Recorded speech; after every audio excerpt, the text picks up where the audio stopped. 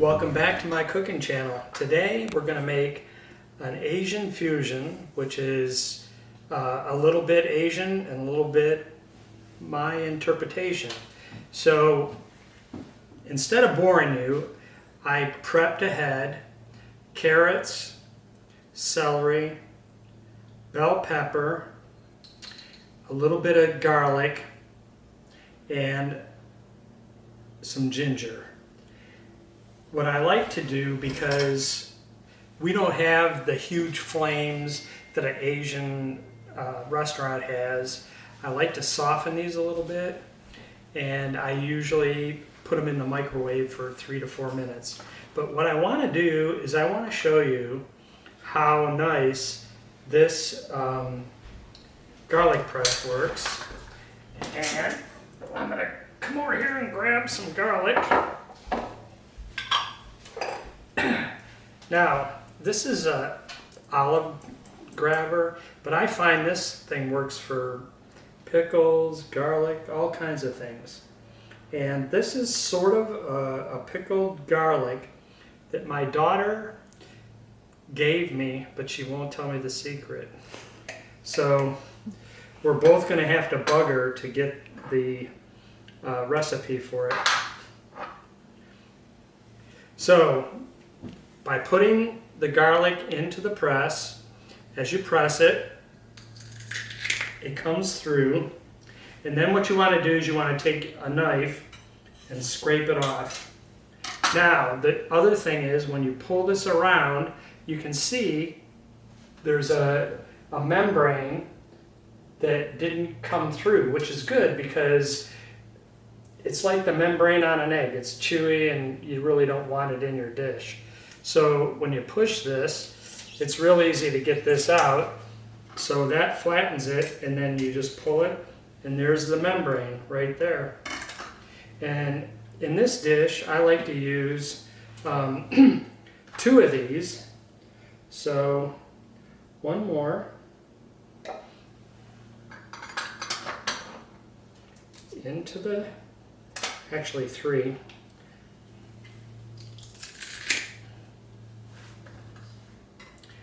And when you take the knife, you just want to, just like you're slicing bread or something, to go right across. It comes off nice and easy. Push this back through, and there's that membrane. Pull it out. See how nice it is? It's all easy to get at. Now, if you ever bought cilantro, you put it in your refrigerator, and it kind of all wilts. Mine did. Mine looked terrible. So what I did is I took ice cold water and I poured it on my cilantro and I put it in the refrigerator, and look at this thing came back just like you pulled it off the plant today. And just by moving it around, I can smell the aromatics of it. So it's a good tip. Never throw out wilted cilantro. You can always bring it back to life by throwing it in cold water. Okay, the next thing I want to do is I need, for this recipe, I need orange juice. So I told you earlier, this side does oranges, this side does lemon and lime, and this side allows you to press down and watch the juice come out of this.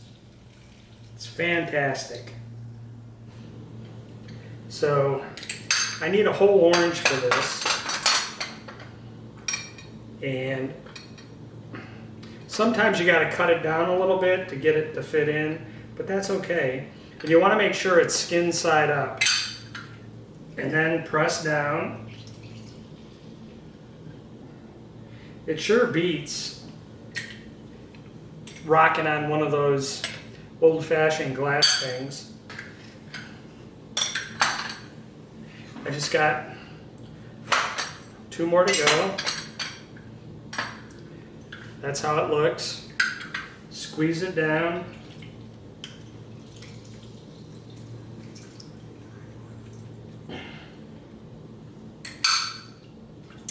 Make sure you get all the juice out. You don't want to waste it. And you can see it kind of flattens it right out.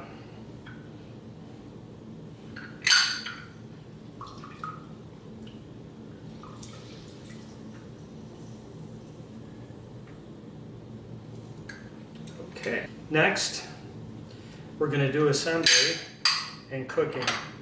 I've got broccoli, cilantro, ground chicken, and in this bowl there's a lot of things mixed together. There's carrots, there's celery, there's onions, there's garlic, and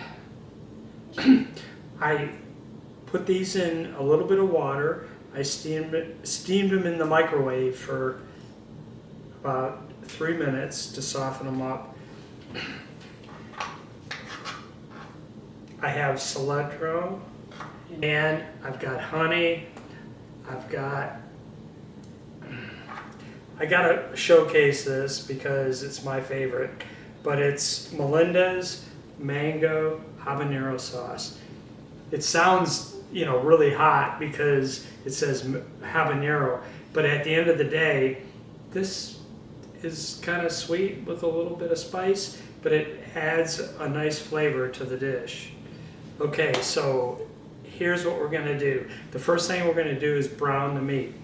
And what we need to do is come over and put a little bit of olive oil. And the reason I do this is because you really can't cook with a lot of sesame seed oil. It'd be too pungent. So if you water it down with the olive oil, the sesame seed oil comes through, gives you the Asian flavor, and allows you to have the volume of oil you need to cook the dish. Okay, so the next thing we're going to do is we're going to put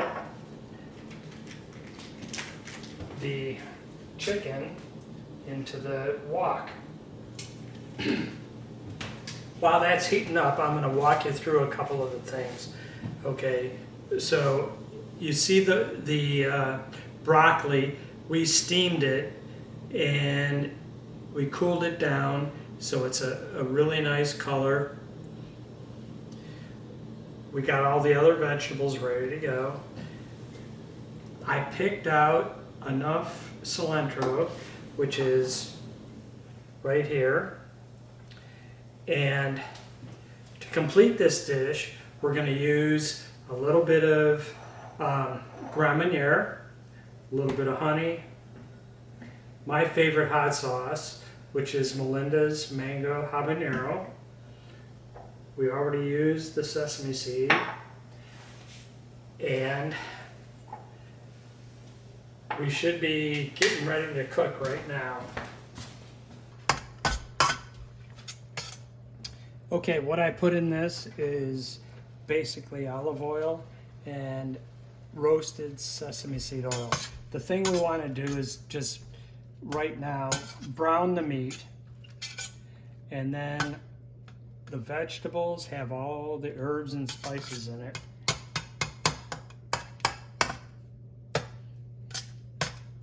And it's kind of slowed down, so we need to pick it back up a little bit. Okay, just so you make sure you cook this right, I would use 2 tablespoons of olive oil to 1 tablespoon of toasted sesame seed oil. Sesame seed oil has a real pungent flavor, and the olive oil calms it down, and it makes a really nice flavor if you do it, 2 to 1. So 2 tablespoons of olive oil to 1 tablespoon of sesame seed oil. So I added to 1 ounce of Grand Marnier, a tablespoon and a half of cornstarch. This is going to be the thickening agent, and it's going to add a little more flavor for the orange chicken.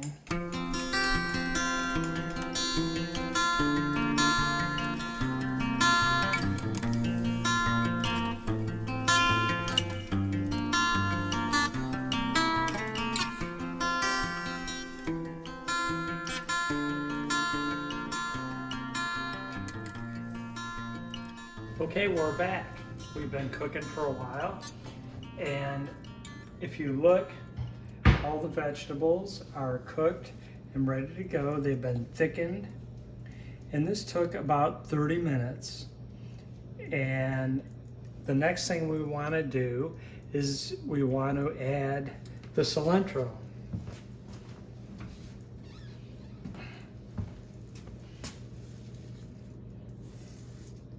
Cilantro is kind of like a mint, but it doesn't taste like mint, but it really adds a nice flavor.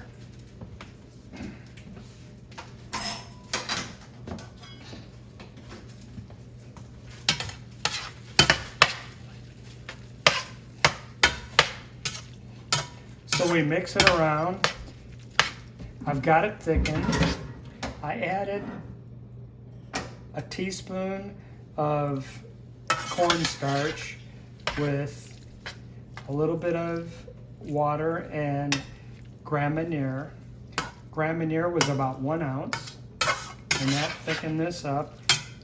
Along with the orange juice, that gives it the orange flavor.